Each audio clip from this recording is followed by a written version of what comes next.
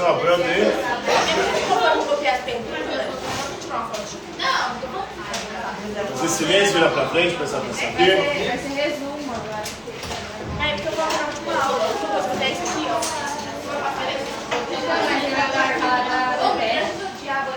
Pronto. Fazer silêncio. Vamos ver se vai estar. Tá onde? Tá muito além. Tudo depende. Então, um teste. Que dia que vai ser, que eu nem sei. Acho que provavelmente não é. Vai cair Friedrich Nietzsche. Aquele negócio do PDF que você mandou tem duas datas iguais. Ah, isso é. Filósofo alemão.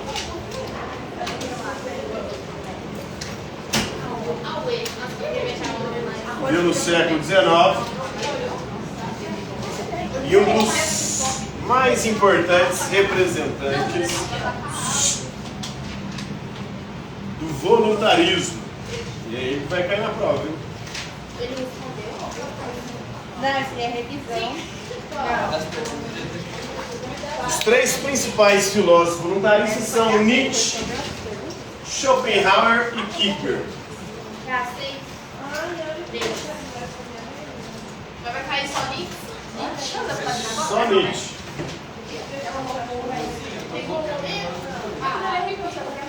O que os voluntaristas defendem? Que o que nos move não é a nossa razão, mas o que nos move é a vontade. A vontade que para Schopenhauer é uma vontade cega e insaciável. Nada nem ninguém jamais pode satisfazer a nossa vontade. E é ela que nos leva a sofrer, porque a vontade nos faz desejar as coisas e as pessoas. Enquanto a gente não tem as coisas e as pessoas que nós desejamos, nós sofremos, porque não temos. E depois que temos, conquistamos aquilo que desejamos, aquelas coisas e pessoas, a gente volta a sofrer.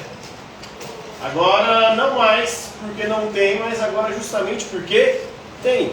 Você passa a sofrer depois que tem de tédio. Você fica entediado com aquilo que já tem. Esse é o Schopenhauer. Portanto, essa vontade para o Schopenhauer, ela deve ser aniquilada. Nós devemos superar essa vontade. Há algumas formas da gente sublimar essa vontade. Através da filosofia, através da arte, através da religião. Então são formas que a gente pode conseguir anular a nossa vontade. Anulando a nossa vontade, a gente se liberta da dor e do sofrimento. Porque a existência humana nada mais é do que dor e sofrimento. O que nós chamamos de felicidade nada mais é do que uma gota num oceano de sofrimento que é a nossa existência. Isso por Schopenhauer. Por Kierkegaard, a vontade humana não pode ser satisfeita por nada nem ninguém. A única forma da gente ter algum alento, alguma perspectiva, é submetendo a nossa vontade à vontade de Deus. Mesmo assim, não há garantia alguma de felicidade aqui nesse mundo. Então, esse Nietzsche aí, ele é... Agora o Nietzsche ele vai contra os dois, né? Ele é contra. O Schopenhauer fala que a gente tem que anular a vontade. O Kierkegaard diz que nós temos que submeter a nossa vontade à vontade de Deus. E não há chance, não há perspectiva nenhuma de você, mesmo colocando a sua vontade submissa a Deus, de você ser feliz aqui nesse mundo. Porque a promessa de Deus não é para cá. A promessa de felicidade, de paraíso, não é para essa vida, é para a vida após a morte. Por isso, a religião é um salto no abismo, confiando que Deus vai te amparar. Não há segurança alguma. Algumas pessoas colocam ou submetem a sua vontade ao que ele chama de estética, ou seja, aos prazeres. E o prazer é efêmero. Todo prazer é passageiro. Então você submete a sua vontade ao prazer, tem felicidade só quando está tendo prazer. Depois que o prazer passa, vem o vazio. vazio existencial. Tem gente que coloca ou submete a sua vontade à ética, aquilo que é certo e errado. Mas o que é certo e errado muda ao longo do tempo. E algo que você faz achando que é certo hoje, amanhã pode não ser mais certo. Então a única forma de você, de alguma maneira, ter alguma perspectiva submetendo a sua vontade, é entregá-la à vontade de Deus. Mesmo assim, mesmo nessa, não há garantia alguma, pelo menos para esse mundo. Porque a fé é um salto. É como Abraão, quando Deus pede para que Abraão sacrifique o seu filho. Abraão ali dá um salto. Algo completamente absurdo e incompreensível para a razão humana. Como é que um Deus, que diz que é amor, pede para que eu sacrifique meu filho como prova de amor? Então é algo absurdo. A fé é isso. A fé é você fazer algo absurdo, é saltar no abismo e acreditar que ao saltar você será amparado por Deus. Isso na perspectiva do Kipper. Já o Nietzsche vai dizer o seguinte: não existe outra vida. A única vida que a gente tem é essa aqui. Então é aqui que a gente tem que satisfazer as nossas vontades. Então a felicidade não está em anular a vontade, como queria o Schopenhauer, e nem submeter sua vontade à vontade de Deus. A felicidade e a realização humana está em você viver os prazeres deste mundo. Porque são os prazeres deste mundo que aumentam a nossa potência de viver. E é aí que nasce a filosofia a golpes de marreta do Nietzsche.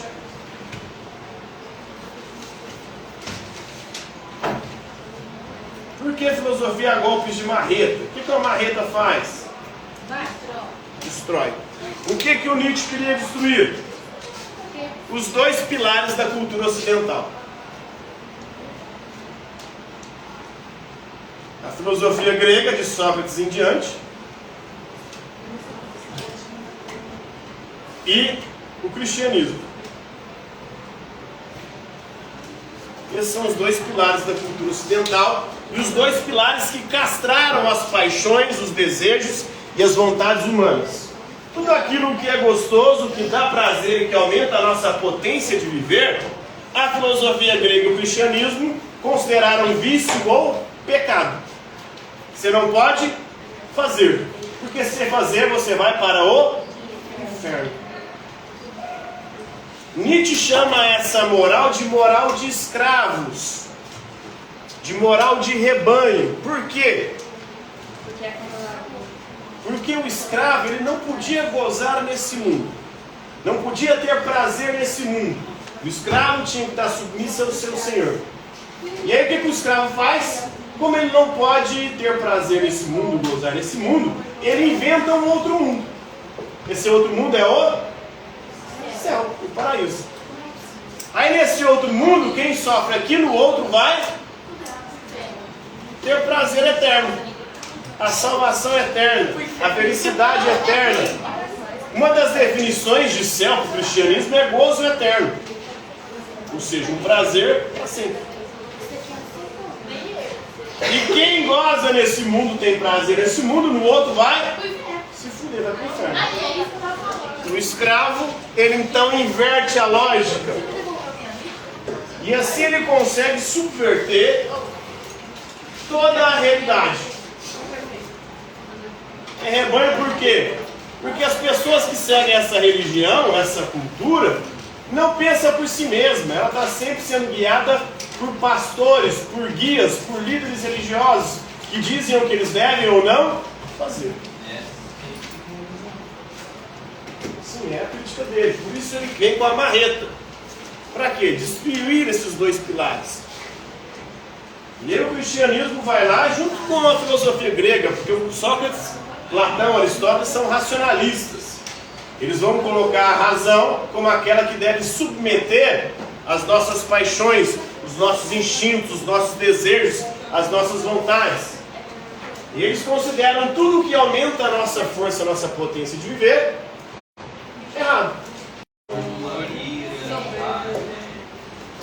Soberba, avareza, luxúria, ira, gula, inveja e preguiça. Cauê? Cauê? Então, 7 pecados capitais. O cristianismo e 7 vícios para a filosofia grega, que devem ser submetidos pela razão. Nietzsche vai dizer o seguinte: isso aqui não é pecado, isso aqui é virtude. Isso aqui é o que nos dá força. O que é a soberba? Se achar mais do que os outros. O cristianismo prega então o quê? A humildade. O que é a humildade? Você reconhecer que você não é nada, você é um merda. Humildade vem de humus, que é pó, terra. Ou seja, o cristão, você não é nada. Sem Deus você não é merda alguma. Não passa de pó. Então você tem que reconhecer isso. A gente vai dizer o seguinte: peraí, se eu não me achar, quem vai me achar? Eu tenho que ter um mínimo de autoestima. Então a soberba ela é importante, ela é fundamental. Eu tenho que me achar mesmo. Eu sou o primeiro a me achar. O próprio Nietzsche, num dos seus livros, ele começa a escrever dizendo o seguinte: A abelha picou ela. Oi? A abelha picou ela. o Nietzsche, em um dos seus livros, ele vai dizer: por que eu sou tão mais sábio e inteligente que todo mundo? Como você achava? Esse é um dos princípios básicos, até da psicologia. A baixa autoestima gera o que hoje em dia nas pessoas? Depressão, ansiedade, angústia, vários sofrimentos psíquicos. Por quê? Nós somos ensinados que nós não podemos nos achar. Nós temos é que nos humilhar. A avareza. O Senhor podia ser soberbo, o Senhor podia ser avarento. Avarento é querer tudo para si. Já essas religiões pregam a caridade. Em vez de você querer tudo para si, você tem que fazer o bem. Dá para o próximo. É dando que se recebe, né? Deus ama aquele que dá com alegria. Então você tem que dar rindo, sorrindo. Dê. Se tomarem a sua túnica, dê também as sandálias, Jesus dizia. Dá tudo. Libera geral. Entrega.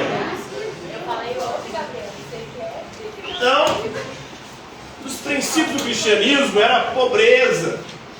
Porque Jesus era pobre, o Filho de Deus não tem nem onde repousar a cabeça. Então os cristãos todos não tinham bens, não tinham posse. Pelo contrário, viviam da caridade. E o Nietzsche vai dizer o seguinte: é fundamental você ter coisas.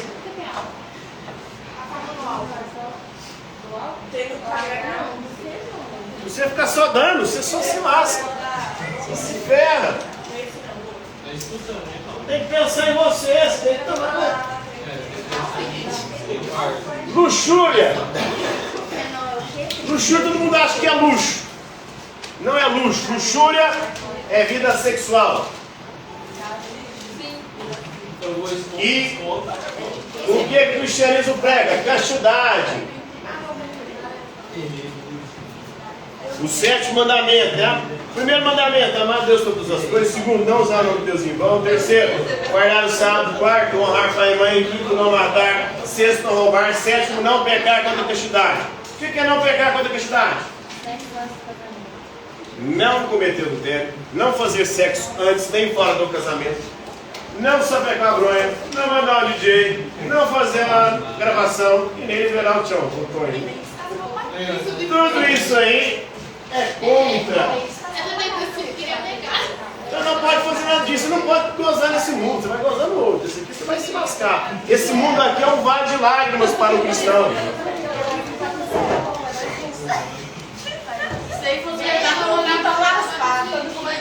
E aí você não pode ter prazer nesse mundo. E o Nietzsche vai dizer o seguinte: peraí, o sexo é vital.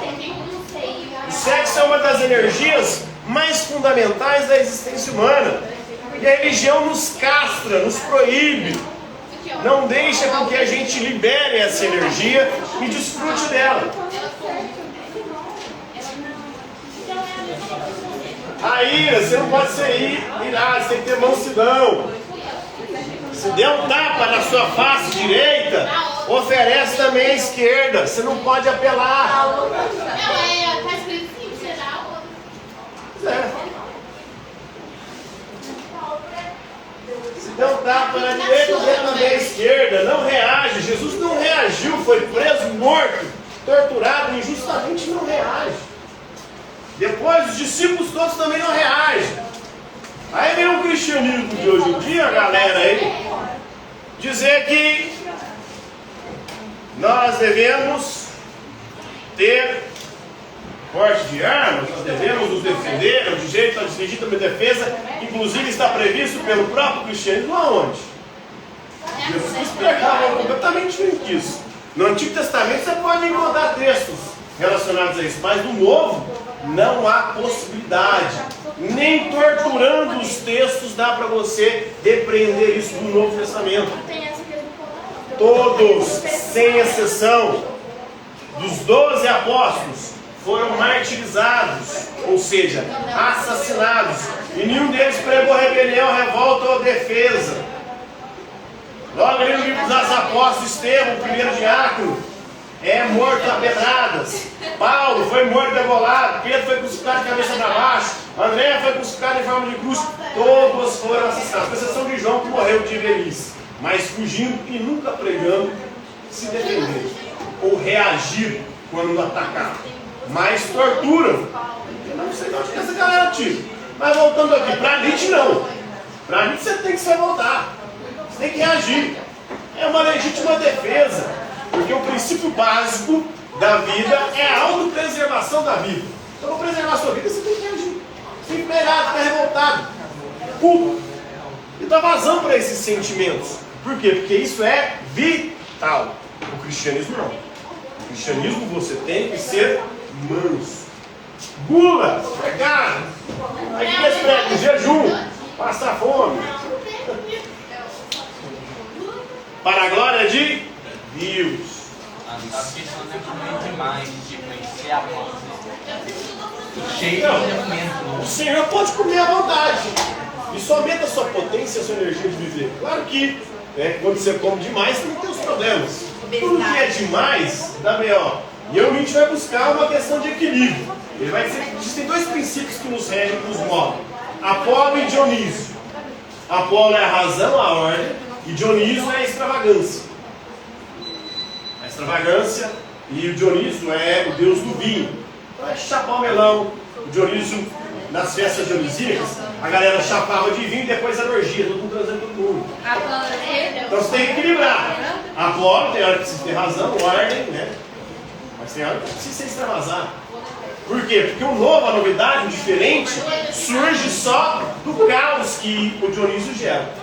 Tem uma frase do Nietzsche que diz o seguinte: é preciso ter um caos dentro de si para dar à luz a ideias brilhantes. Ou seja, quem é certinho demais não consegue fazer nada de diferente. Só reproduz, só repete. O que é a verdade? Cada um tem a probabilidade. Acredito, cada religião acredita realmente nas boas fé. É a verdade. O que é a verdade? É uma pergunta que Jesus faz quando ele está diante de Pôncio Pilatos. Na verdade, é o Pôncio Pilatos que faz para ele. Jesus diz: eu sou o caminho, a verdade e a vida. Pôncio Pilatos faz essa pergunta para Jesus: quid est veritas? Em latim, porque ele era Pôncio. Quid est veritas? Quid est veritas? O que é a verdade? Jesus fica em silêncio, porque foi no julgamento ali. Mas depois ele fala no Evangelho de João: eu sou o caminho, a verdade e a vida. Ninguém vai ao Pai senão por mim. Então, você tem que seguir o caminho dele, porque ele é a verdade que vai te conduzir plena realização humana. E a vida em abundância, a vida eterna, a vida verdadeira. Mas o Pôncio Pilatos era um cético, por isso ele faz essa pergunta. O que é a verdade? Porque ele sabia. Ele conhecia várias religiões, várias filosofias. E qual delas é a verdadeira? Porque cada um, como você falou, acha que tem a verdade. Cada um tem a própria verdade. Professor, Oi? pode fazer uma pergunta? Ah, pode. Qual é a sua verdade? Eu não tenho verdade. Eu estou em busca de alguma verdade. Hoje eu estava lendo um filósofo que a gente vai guardar ele, Karl Jaspers. Ele diz o seguinte: toda e qualquer verdade é sempre individual. Não existe verdade universal. Existe verdade transcendente. Existe a minha verdade, existe a sua verdade, existe a verdade, que ninguém sabe o que é, mas todos estamos em busca. Eu achei interessante essa definição, porque a verdade está sempre além. Ela nunca é posse de ninguém, apesar de que cada um tem a sua verdade, mas que é uma verdade limitada. A minha verdade é limitada, a minha vida, a minha existência. Se eu posso a minha verdade, posso fazer outra pessoa acreditar Sim. que diz a verdade dela também. É uma autoexpressão. Nós nos influenciamos também com as nossas verdades. E a verdade que a gente muitas vezes toma pra gente é a influência de outras pessoas sobre a gente. Igual, a gente não estamos meio que só ser manipulado, estou fazendo ver verdade em lugar nenhum. É a sensação que eu tenho também. Assim, perdido no meio de uma floresta. O lema, por exemplo, do Bolsonaro era: conhecereis a verdade vos libertará. Que é um trecho bíblico. Todo mundo sabe. Secando água do mundo. E aí você descobre que ele estava escondendo um monte de verdades. E agora estão sendo reveladas. Então eles instrumentalizam a religião para poder ludibriar as pessoas que têm poder. Era o que ele dizia.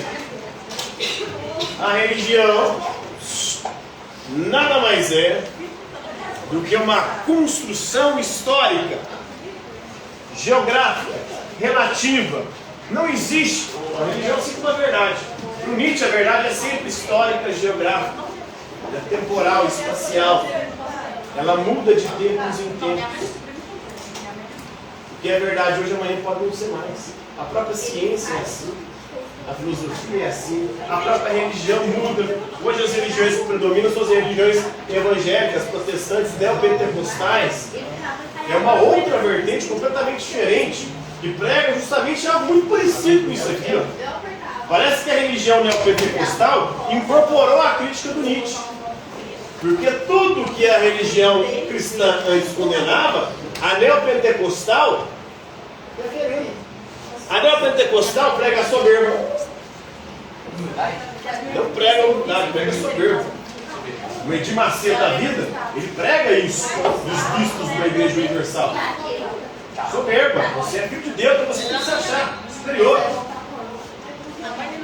A avareza é o Deus da prosperidade. Se você der a sua oferta, pagar o dízimo, Deus vai te abençoar, você vai ficar rico.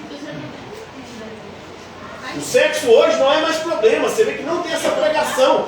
O sexo é pecado, o sexo é capeta, o sexo vai para o inferno. Pelo contrário, tem reunião só para fazer as pessoas se juntarem. Tem o sábado lá, que é a terapia de casal, não sei lá, as pessoas ficarem namoradas. Eles não ficam pregando, né? A Igreja Católica, por exemplo, é contra a camisinha, contra o sexo anal. Você não vê esse tipo de pregação nada nas igrejas evangélicas. O Edir Macedo, até a década de 90, ele era a favor do aborto. Ele mudou agora mais recentemente que como é que eu posso dizer? A opinião pública fez ele mudar. Mas ele era a favor do aborto. Tem um vídeo dele falando que uma das melhores políticas para acabar com a pobreza e a miséria no Brasil era o aborto. Liberar o aborto e laquear as mulheres pobres. Ou seja, cortar as trompas para não ter mais filhos. Porque os pobres têm filho demais, não conseguem criar, e aí você multiplica a pobreza. Aí leva de Macedo, que é o líder das igrejas neopentecostais, o Internacional da Graça, o R.R. Soares, tem a galera aí. Eu acredito em uma das novidades. Que é a evolução. Tipo, nós seres humanos estamos sempre evoluir. Eu acho isso bom. Porque é triste, né, que a gente literalmente queremos evoluir usando os 7 pecados. É isso, pecado relativamente, né? A inveja.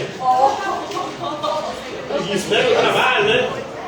Ô professor, o que é o niilismo mesmo, segundo o Niilismo, segundo Nietzsche. Eles chamam o Nietzsche de niilista. Por quê? Porque ele nega a cultura anterior. Mas aí o Nietzsche vai falar o seguinte: niilismo vem do latim nihil, quer dizer nada.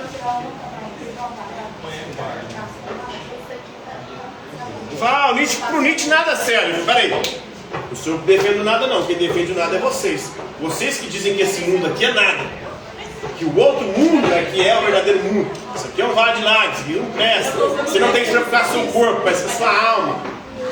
Platão fala isso, Sócrates fala isso. Esse mundo aqui é um mundo de aparência, de ilusão. Aqui é um mundo de pecado, um mundo dominado pelo demônio, pelo diabo, pelo cristianismo. Vocês que defendem nada, vocês defendem algo que não existe. E negam isso aqui que existe. Então há essa contradição, né? Chamam ele de niilista, mas ele vai dizer o seguinte: eu não sou niilista, vocês que são niilistas, porque vocês negam a única e verdadeira vida que existe, que é essa, aqui e agora, em prol de uma outra vida que não existe por Nietzsche. A outra não passa de uma ilusão, a outra é uma invenção de escravos. Percebe? Então chamam ele de niilista por causa disso. Ele escreve através de aforismos. Vocês sabem o que é aforismos? eu também queria saber. Textos curtos, breves. Por quê? Para ele, os filósofos, na maior parte da história, não queriam se fazer compreendidos. Eram prolixos. Escreviam demais e eram entendidos de menos. Por quê? Muita verborragia. Então ele preferiu fazer textos mais curtos, sentenças mais breves e ir direto ao assunto. Ele dizia o seguinte: para os filósofos, a clareza parece que é uma objeção. Eles não conseguem ser claros, são obscuros. Ficam falando, e no final não fala bosta nenhuma. Ou não são compreendidos, ou não se querem se fazer compreendidos. Você queria textos mais curtos. Não queria livros longos, tratados gigantescos sobre alguma coisa. Texto mais curto, breve, sentenças. E a moral dele? A moral dele é aquilo que eu falei, né? Tem a moral de rebanho, de escravo, né?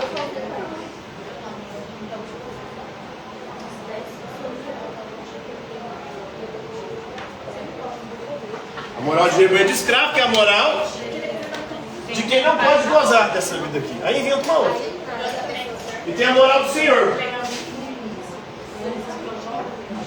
Moral do Senhor de quem goza nesse mundo, né? Então Nietzsche defende o super-homem, ubermente. O que é o super-homem de Nietzsche? Um homem que está além do bem e do mal, além dessa moral. É alguém que ousa conquistar a si mesmo, ousa forjar para si mesmo sua própria moral. Oi? Na morte de Deus, ele fala o seguinte: Deus morreu. E quem o matou fomos nós. Por que nós matamos Deus? Porque nós construímos uma cultura onde não há mais espaço para Deus. Hoje quem explica as coisas não é mais a religião, é a ciência. E agora existe uma crise moral, porque antes quem dizia o que eu devia fazer ou não era a religião. E a ciência não deve ou não busca dizer o que nós devemos ou não fazer. A ciência busca descrever o mundo, mostrar o mundo como ele é e não como ele deveria ser. Então por isso que Deus morreu. Porque com a ciência hoje a gente já não mais tem referencial. A ciência destronou Deus, matou Deus. E não sabemos o que vamos colocar no lugar. para poder ter um norte para a nossa vida. Vai saber o que é certo e o que é errado. A ciência não diz o que é certo e o que é errado. A ciência diz só como o mundo é. A religião que falar, mas a religião já não tem mais sustentação também, porque a ciência não tem espaço para Deus dentro da ciência.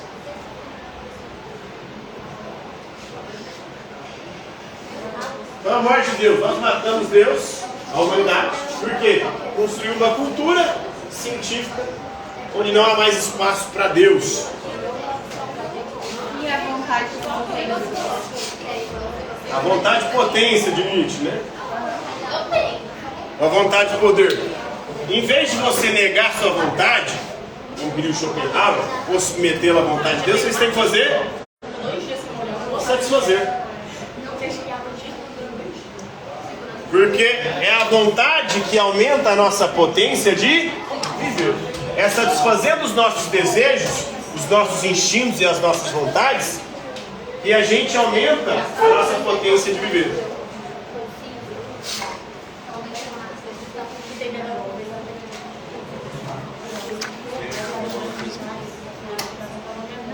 Então qual que é a origem da moral? A moral é sempre histórica e cultural, geográfica. Ela muda de tempo em tempo, de sociedade para sociedade. Aqui no Ocidente, a cultura prega que o certo é a monogamia. No mundo árabe, é a poligamia, o homem pode ter várias mulheres. Você vai lá para a Ásia, tem uma cultura, uma sociedade onde a mulher pode ter vários maridos. Você vai para os povos esquimós, lá quando chega um visitante, o marido oferece a mulher para poder dormir com o visitante, para poder esquentá-lo. Você vai lá para a África, tem uma cultura lá que os homens saem para caçar e ficam, às vezes até mês fora. Durante esse período a mulher está liberada para dar para quem ela quiser. Quando ele volta, se a mulher estiver grávida, ele tem que assumir o filho de outro. E muitas vezes ela nem sofre os filhos dele. São culturas diferentes. Qual dela que está certa? Se a gente falasse que a nossa é egoísta. Sim. É o que chama de eurocentrismo. O que é eurocentrismo? Quando a Europa coloca a cultura e o jeito de ser dela como superior e condena todos os outros como errado e inferior. Aí a África está errada, né? Os índios estavam errados, os índios andavam pelados. Os europeus quando chegam aqui e falam assim, esses índios é tudo depravados, eles andam tudo pelado. Por quê? Eles achou que andar pelado fazia com que eles ficassem trepando toda hora. Aí depois de um tempo vendo com os índios pelados, os índios não é depravado não, eles não gostam da fruta, eles não gostam do trem, eles não fazem, anda pelado não faz, olha só como é que o jogo mudou. Eles não conseguiam entender. O problema está na cultura europeia. E castra, era o que o Nietzsche falava. Né? Então, nós temos que buscar equilíbrio entre Apolo, que é a razão, a ordem, e Dionísio. Professor, já passa 5 minutos. Já? Que é o vinho, o prazer, o gozo, né? E é de Dionísio que vem a novidade. Olha os artistas, tudo drogado, tudo malucado. É deles que vem a criatividade, as músicas que mexem com a gente, né? A arte que traz o novo. Todo grande gênio, ele é meio maluco na cabeça, meio atrapalhado. É a ordem. Porque Apolo é interessante, é importante, mas ele só faz as mesmas coisas, reproduz. Esse daí é contemporâneo? Século XIX. Ele é o quê? É, nosso contemporâneo.